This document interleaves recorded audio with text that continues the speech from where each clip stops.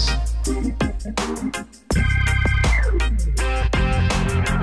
boys.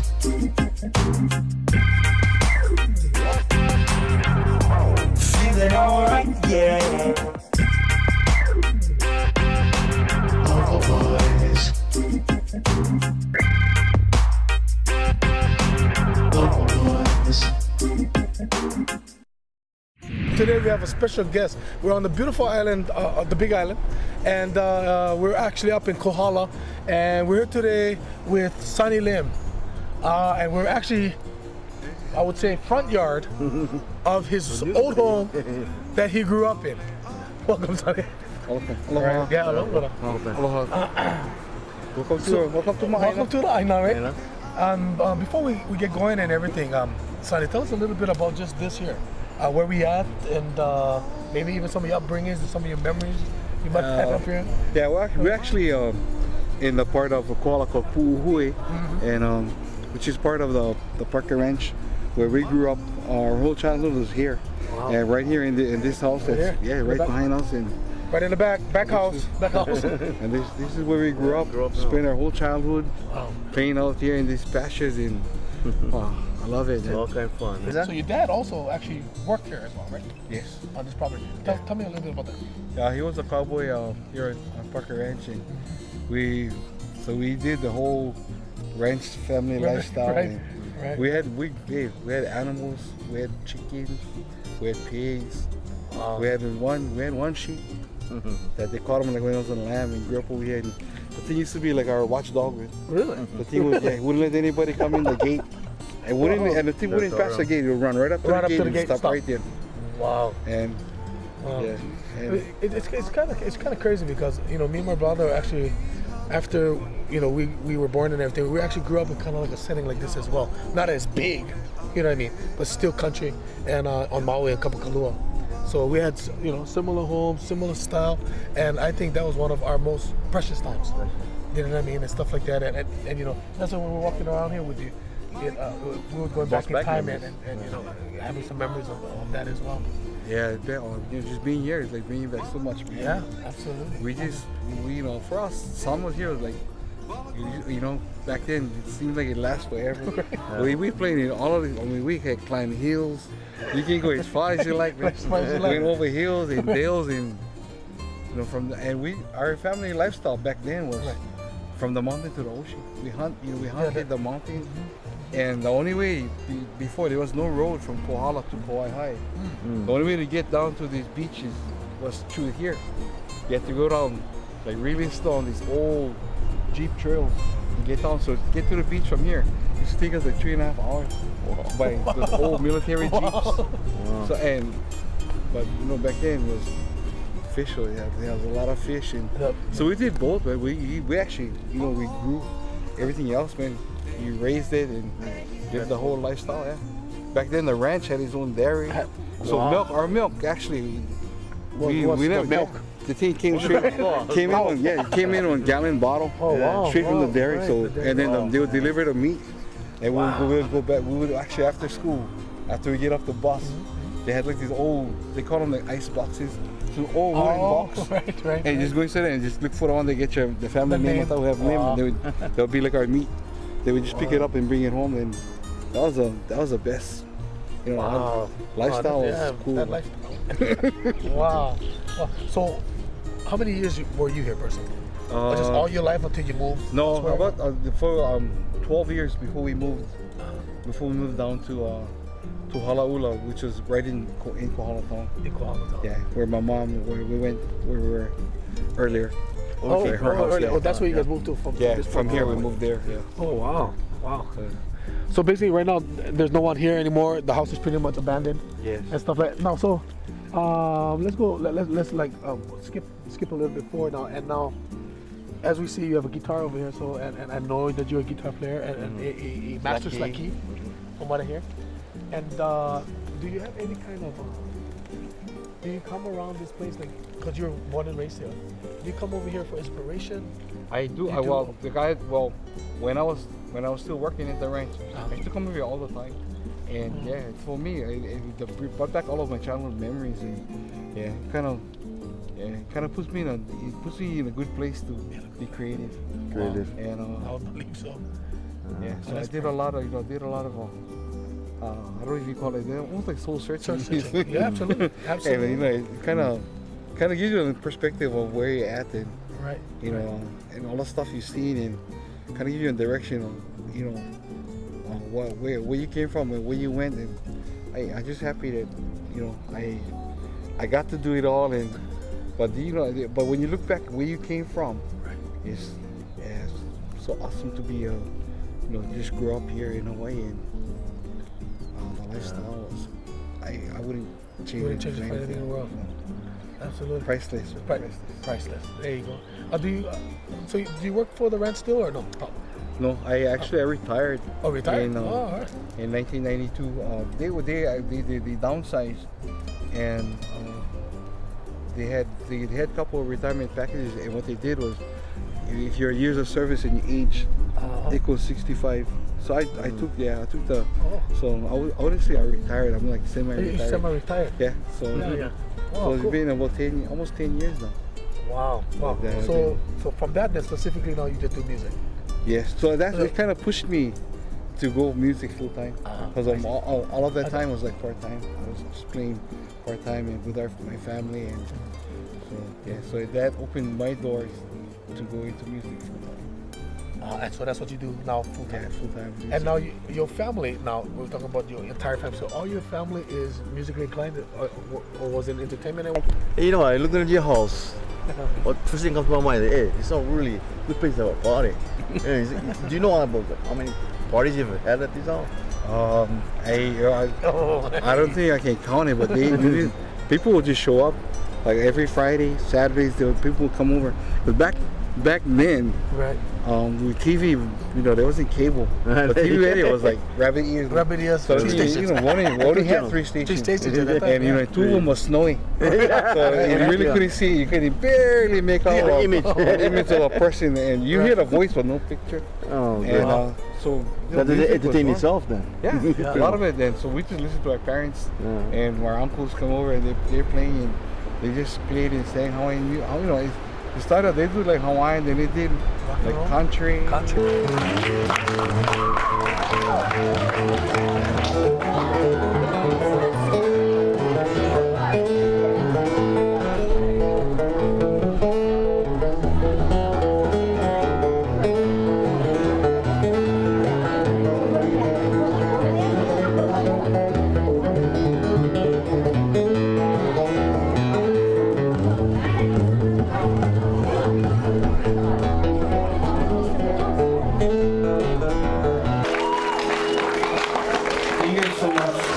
For having me today. It's been a pleasure to come back home to Kohala. Now that I'm here, I don't want to leave.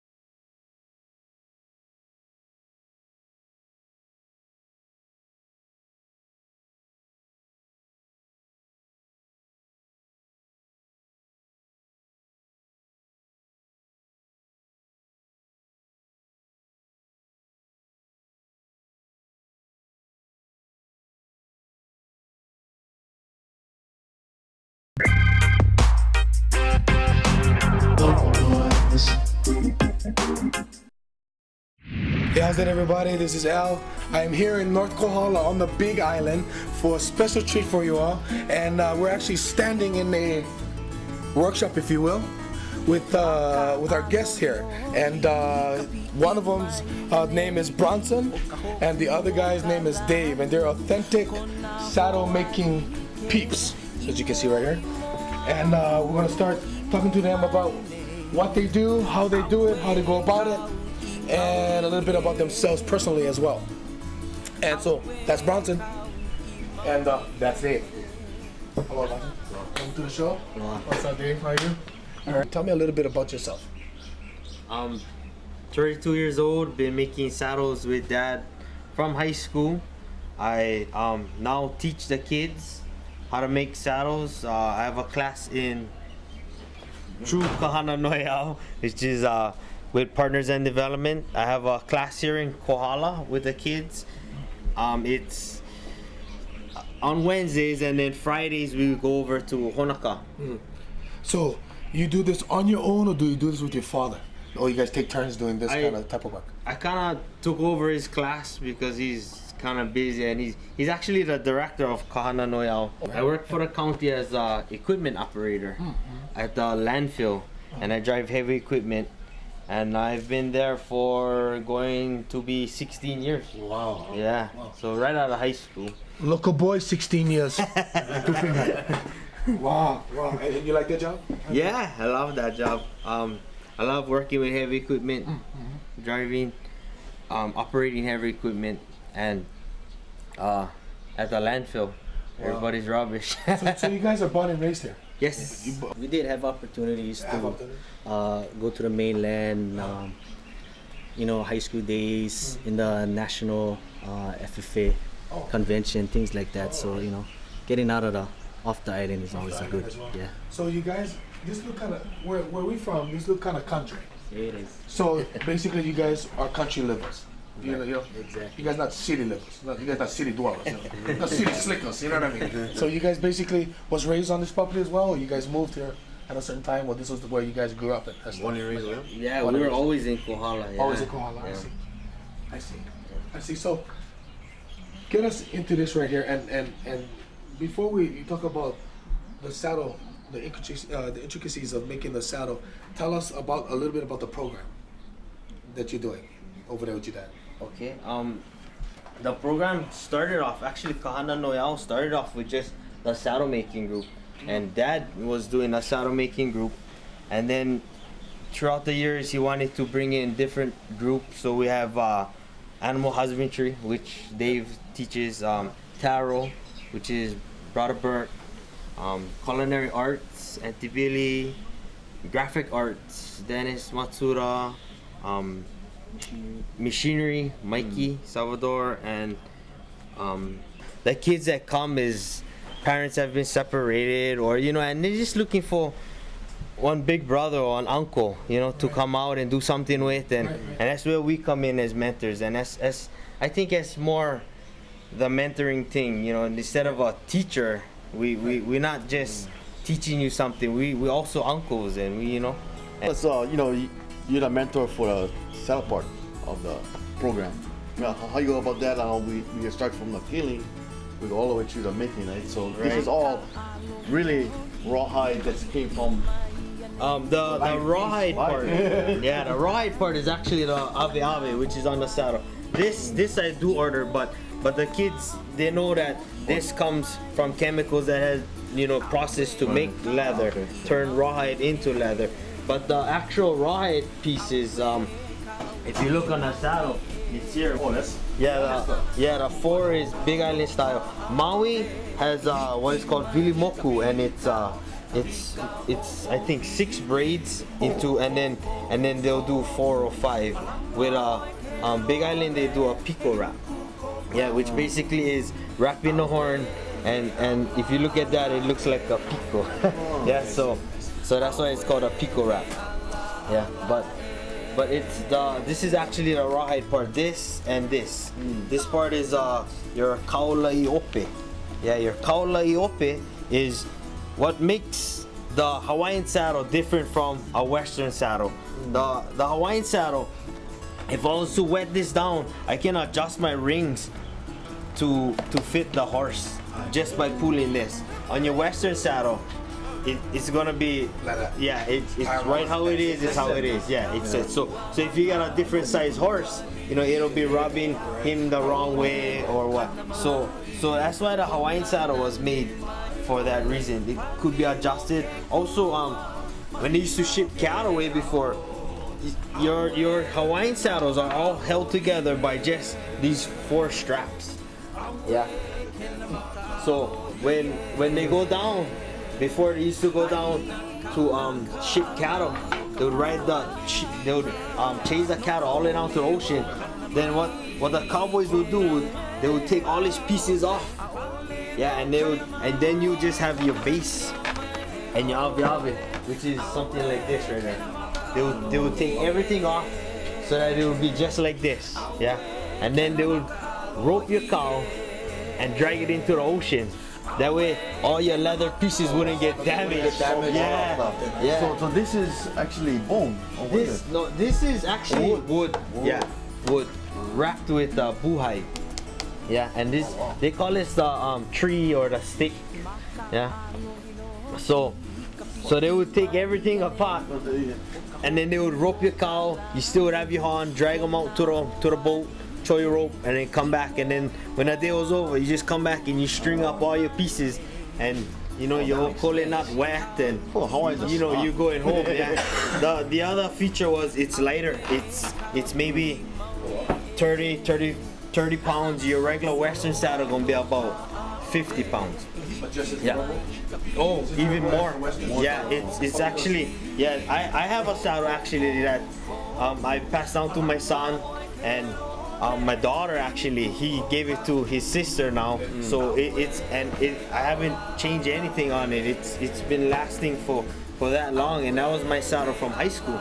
So, you know, and there's other saddles that's been passed down for generations and just keep on going. Yeah, and the stick itself is just solid. Yeah. What kind of wood was it again?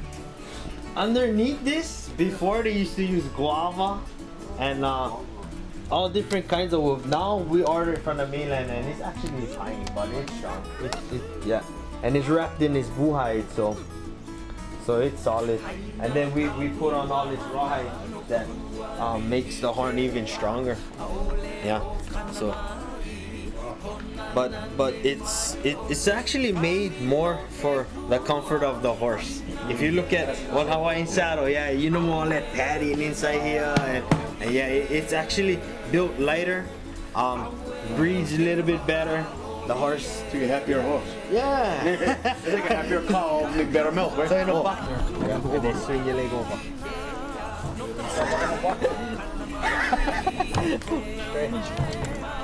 Right, yeah. Oh, easy, Jose. Easy, Jose. This is kind of like how you sit on the horse. Right there. Because some cuts feel so kind of forward. But you sit exactly right like this. Yeah. Just look over the paw of the horse, I think. That is on Western saddle. Oh, that's Doodly saddle. Yeah. This is a Western saddle, not a Hawaiian saddle by Bronson. Okay, you're gonna swing over your head and around. Yeah. Over my head and around. Yeah. Wow. Yeah. Oh yeah, because you're going forward. Yeah. Right. All right. Okay. You're trying not to kill the animal. Yeah. Okay, so you're gonna swing. When you come up, Get a hat.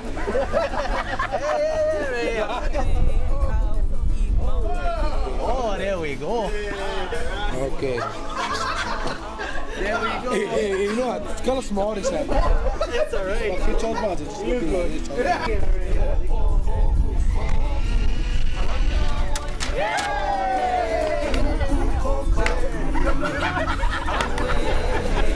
Okay, hey, localboyzinc, here we go. But hey, this was the funnest, for me, here's the funnest part. My brother, he was, hey, third time to try. All right.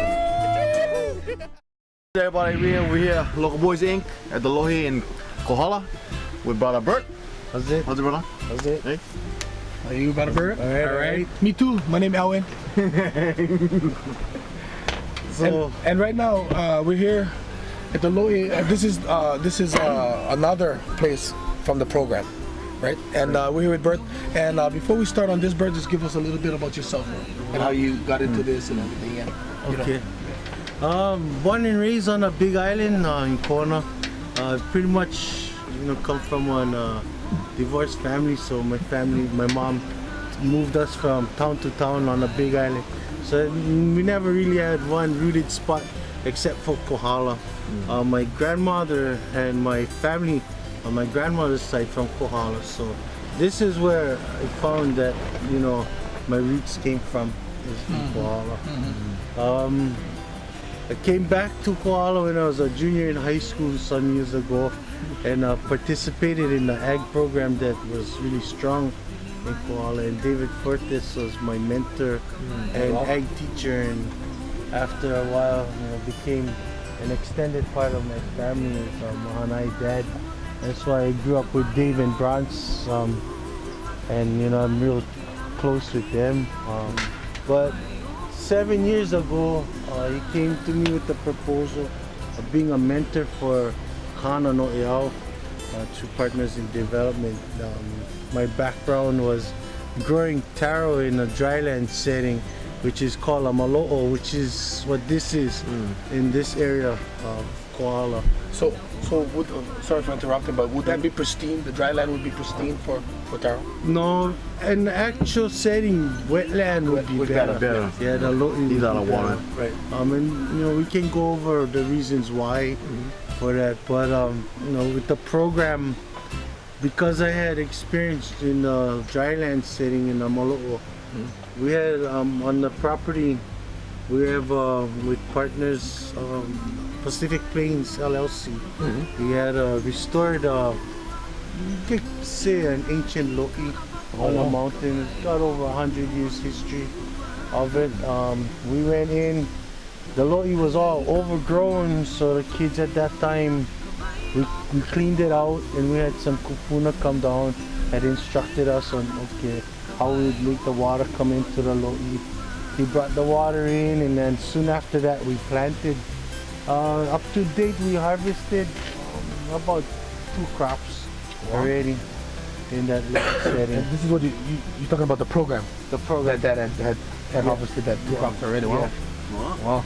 And what do you guys do with it? You guys go to the kids, part of the program too is trying to teach the kids another skill set as an entrepreneurship. So part of Kananoia, one of the groups they have is a business planning. So you meet one of our former students today. He'll be going over some of the wetland settings down here, but we teach them, okay, if you want to make a go at this is what you need to do.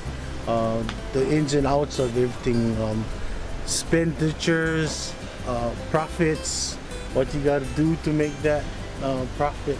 And if the kids found out that it's not that easy, pretty much for the most part, what's rewarding for me is seeing, you know, students that we've taught come back and want to do this. Wow. Yeah. So, and now, because of the program, got involved with this sustainable farm down here, which we call Palilio Kohala. What it is 10 families with a joint effort. It's called 10 times 10 times 10,000. We started with 100-foot row of plants. There'll be 100 plants in a row.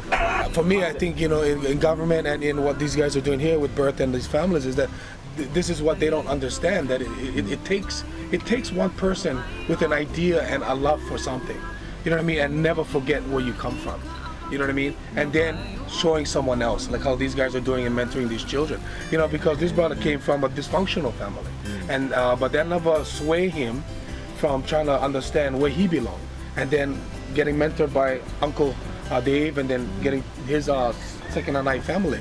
Now he becomes a mentor himself, and that's what it's all about. We all have to help each other. That's the bottom line. We see, we're not here to be fighting amongst Hawaiians. We're here to be producing our culture again. And this is what these brother guys are doing. That's why I'm very impressed. Brother Bert and with brother Dave and brother Bunting and his father. And I'm very impressed with the program, bro. And I know that this is a separate thing from that program, but in essence, I think this is all one and the same. You know what I mean? You talk about Hawaiians, you know, and that's, I think, the biggest downfall for our culture is with the Hawaiians, they're not unified. If they become unified, you know, and we fight for what we believe in, I believe that we can get ahead. We can get it, absolutely. But you know, like anything else, like raising kids, raising Carlo, it takes time and effort, and love, plenty love with the kids, plenty love with the kids, you know. Well, there you have it, everybody. We're over here at this wonderful area talking to Brother Bert and also Brother Keone right here. And we'd like to thank them for sharing their mana'o, their experiences, and sharing their ideas about the program they have here in Kohala. And we hope you'll come back.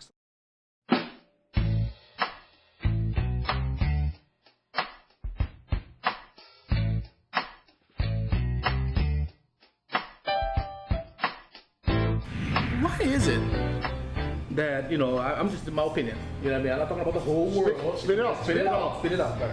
But my opinion was, why is it that, you know, more than not, a woman will go ahead and talk around bushes and talk around clouds and talk around my face and my body language or what have you, and not get to the point at hand. You know, I don't know if because that when they like speak, I'm watching football, I'm in the toilet. Yeah. You know what I mean? When they decide to let it out and talk, you're like, you know, Listen. yeah, you should have done it a long time ago. Exactly. Now you're pissing me off. And to each his own. To each his own. Some people get pissed off, some people take a ride. Irritated, You know what I mean? go And- raise hell, go and- to the bar, or steal horse. You know what I mean? But that's the thing that I was kind of wondering. I'm thinking now, is it only a female or is it also a male? Local males like we are? Local boys as well? Huh? Males more. Males more. Now, you know, I say what's on my mind. I think us as men, we're more made to be seen, not to be heard. That's just the way I kind of grew up. Well, and I can kind of, you know, put something on it because, you know, we are brothers, you know, and stuff like that. But for me, I'm thinking, if I wanted my girl, my wife, my fiance, the soulmate, other half, whatever you like call them, if I wanted them to understand where I'm coming from or what's the point at hand, I'd literally say it. Straight up, yeah. You fat now. Hard to be honest. You know what I mean? I'm not going to talk around the fat. Yeah, do something I'm about not it. going to look at her with fat eyes. Fat eyes. You might get a fat eye. Tell them that. You know, because, you know, I was on Molokai and one of the aunties, because I did the workshop with her this past weekend, and we were talking about fitness. And she goes, you know what, El? Sometimes, or most of the time, people look at me with their fat eyes. What is fat eyes? Meaning, because she's overweight. So everybody looking at her and telling her she's overweight, she needs help, and she's talking to her like she's fat. So she said, you're looking at me through your fat eyes. Well, but she knows that she's overweight. But no, but why don't you look at me through your friendship eyes? Local boys.